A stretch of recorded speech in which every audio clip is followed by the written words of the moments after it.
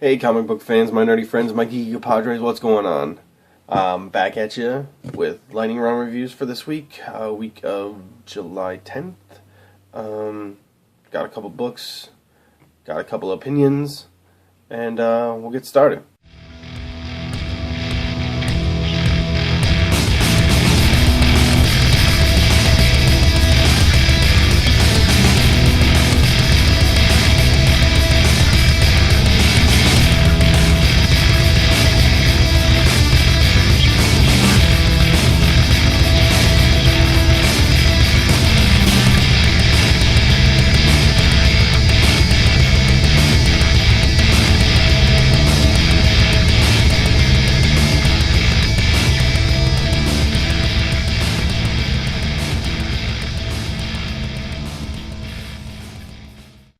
Okay, first things first, I think I figured out this timestamp thing that everybody's doing in their descriptions. So, if I start reviewing a book that you haven't read and you don't really want to know anything about, I mean, I usually don't do spoilers in the first place, but if you want to know absolutely nothing about it, just go ahead down in the description. You'll see the title of the book I'm reviewing and then the time right next to it. You can just click to that or the next one down if you want to skip it. So, like this first one will be Avengers Arena, in issue number 12. There will be a time on the bottom right next to it where I start talking about this book. And if you don't want to know anything about it, the next book will be down there. Click that time and you'll skip over my review of Avengers Arena completely. So, excuse me. We'll get started with Avengers Arena.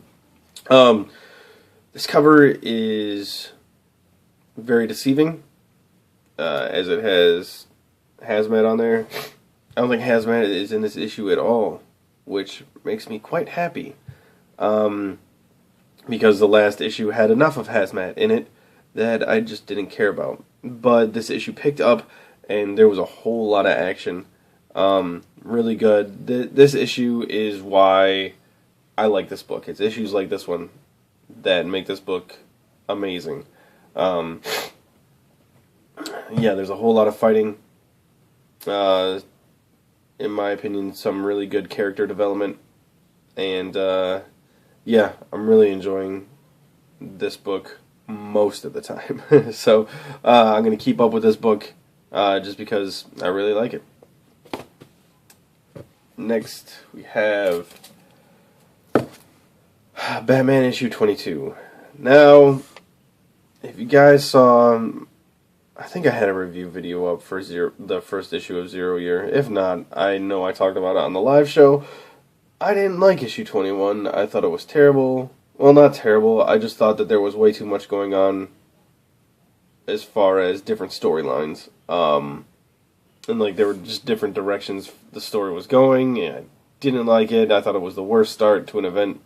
Not that it's really an event, but, you know, I thought it was a terrible beginning point to Zero Year. However, this was really good. It was pretty much a continuous story throughout the entire issue, and I did like that. There was one point, and it was only 2 pages, that just didn't make any damn sense. It's not really a spoiler that I talk about it, but there's 2 pages in this book where it just shows, I think it's Bruce in the Batcave before it was the Batcave, but down in the cave, and then you go flip to the next page and it has nothing to do with the Batcave. So, I don't know, whatever. If you just take those 2 pages out of this book, it's phenomenal. But having those 2 pages in just... It was alright. It was good. I mean, it was a good issue. Just those 2 pages made it, like, what? But, yeah, still really good. I'm glad it picked up a lot more than issue 21. Yeah, issue 22 was way, way better. DareDevil 28. Yeah, issue 28, yeah. Starts a whole new story arc. We meet somebody from Daredevil's past, apparently the man who well, and he was a kid. When he was a kid, gave Daredevil his name. He started calling him Daredevil, just being a jerk, kind of like a, just putting him down, saying that he never does anything, he doesn't play with him, so he calls him Daredevil. I didn't really get the, why he called him Daredevil, but, whatever. This is where Daredevil got his name. He says he got falsely arrested and wants Matt Murdock to represent him in court with a lawsuit against the police. You get a whole lot of back story, kind of like how they acted when they were children. I really enjoyed it. I thought it was really, really good, and then the ending was spectacular. I know Nate.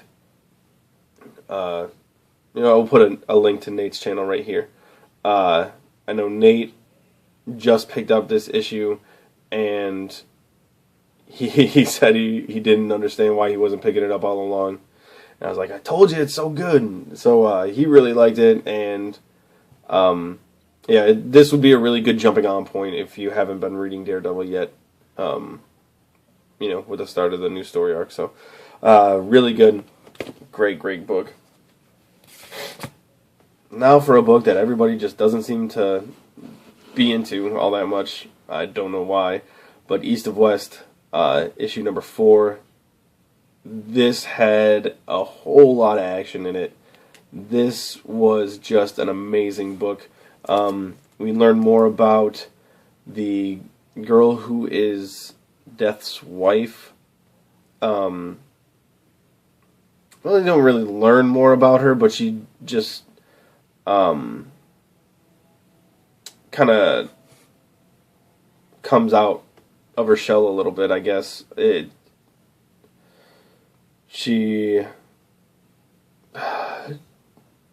like this whole war that her dad is putting together against Death, and Death is coming into their house, and he has all these warriors set up all over the place, and Death just comes in, and yeah, it's awesome. It's really awesome. And then we get more of like the I call him the Colonel Sanders character in here, talking to Pestilence and War and what's the other fourth horseman? Shit, I can't remember. Anyway, he's talking to them, and he's like, look, I'm not afraid of you. I've been through war. I know what war is. The only one of you I'm scared of is Death. And they're like, well, are you working with Death against us? And blah, blah, blah. And he's like, so what if I am? Maybe I am, maybe I'm not. But, yeah, this is an awesome book. Great issue. If you're not picking up East of West, you should be. I mean, I know a lot of my friends dropped it because they didn't like where it was going or whatever, but it's good. It was really good. Next we have Ghosted number 1. This is awesome. Nate kind of talked me into picking it up on our live show. He just kind of gave me the premise, and earlier on in the day he sent me a picture of what the cover was supposed to be, and it was not this cover. It was a cooler cover. I thought it was cooler. But I picked the book up anyway, and I'm really glad I did. It's really, really cool. You start off, this guy's in jail, and he kind of gets broken out to go steal a ghost from a haunted mansion that's about to be destroyed for a collector of exotic things. Really cool. There's a lot of funny parts in it. Like, the first page is like super funny to me. I'm not going to tell you about it because it's slightly disturbing as well, but I found it like freaking hilarious. If you guys want to know what it is, go pick up this book. It's super good. Anyway, the artwork in it is actually really fantastic. I liked it a lot. And the writing, like I said, really funny and really good. I'm excited to see. Actually, I got to figure out how many issues this book is planned for, and I'm excited to see where it goes. I think it's really kind of a cool concept. The guy puts together his own team of people to go and steal this ghost, and there's some interesting characters in there, and I'm excited to see what happens. Then we got Helheim, issue number 5. This title has been phenomenal since the start. I'm really sad that it's only a 6-part mini, but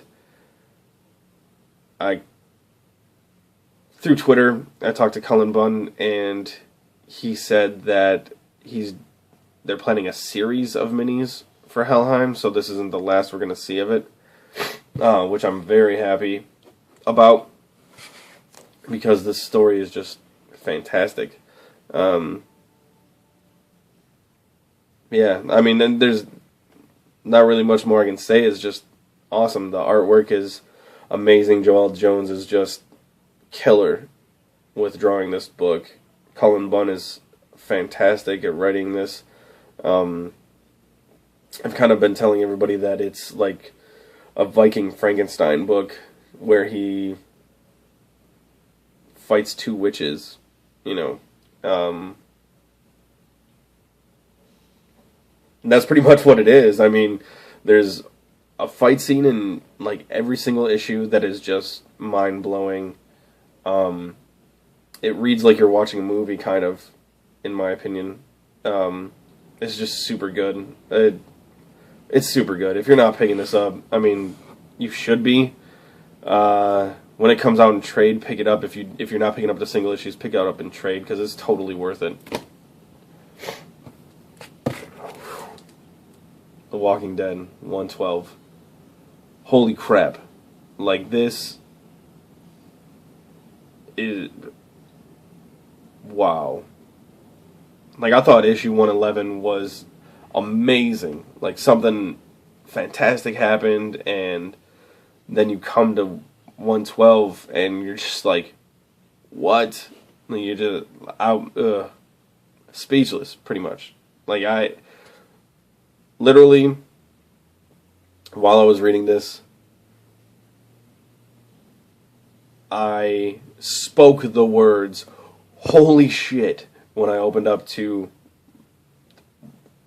like, one of the pages. It's actually a 2-page splash page. If you've read this, you know what I'm talking about. If you haven't read this, what the hell is wrong with you? Go pick it up. It's amazing. And wow. Just wow. I mean, I know I was talking to the Hulk's Big Toe, and he got his issue 112, I think it was last week, because they were late with getting their issue 111, so Image sent them both early. And he told me that he actually kept asking me, he was like, did you read it yet? Did you read it yet? Did you read it yet? I was like, no, man, I'll get to it. So finally I got to it, and I was like, whoa. It was awesome. I know what he was talking about when he kept asking me, because he wanted to talk about it. But yeah, awesome issue. I'm not going to tell you anything about it. You just need to go read it. After that, we got Justice League number 22. This is the first Justice League book I've picked up, really, that I read. I picked up the Throne of Atlantis tie-ins, but I haven't read them yet. Just because, I don't know, it's one of those things I keep putting off. When really I shouldn't. I have all the issues that tie into it, so I should really just go read it, but I haven't yet. Anyway, this is the start of the Trinity War. It was cool. I just feel like I'm kind of out of the loop when it comes to the different characters that are in here. I mean, like, I know the core of the Justice League, you know, but, like, the JLA, I don't know too much about who's in it, and I don't know who is who in which one. So, like, I get that Justice League of America is made up of people who are supposed to counteract the powers of the Justice League because the American government doesn't trust the Justice League. So I get that, and I guess I should have just been picking up these other books all along because I'm lost but not really lost. I get what's going on. And it was cool. There was a death that kind of started off the whole Trinity War thing, I guess. I mean, it didn't really start it. It escalated. It escalated things, but it didn't really start it off. There's this whole Shazam thing that's happening, and I guess I didn't understand why it was such a big freaking deal, what happened. But it's cool, I'm sure I'll appreciate it more when I start reading more and more of what's going on with the Trinity War. I tried to pick up the Pandora issue that came out last week, but my shop didn't have it, so they ordered it for me, and I'll have it in like 2 weeks, so maybe that'll help me understand a little bit more of what's going on. I talked to Nate, and he told me, what the Pandora issue was pretty much about, so I kind of got some of it, but, yeah, I don't know. It was a good issue. It was cool. Lots of stuff going on. I just wish I knew a little more about each Justice League. Like, my Justice League didn't show up yet. Justice League Dark, that's what I read, but they haven't showed up yet. So I'm excited for that to happen. But, yeah, it's cool. I mean, hands down, it'll be better than Age of Ultron already. Sorry. Next, we have Sheltered #1. This was another title that Nate mentioned in the live show, and I jumped on. It's kind of cool. I don't know, it's different. Like, it's a pre-apocalyptic type book.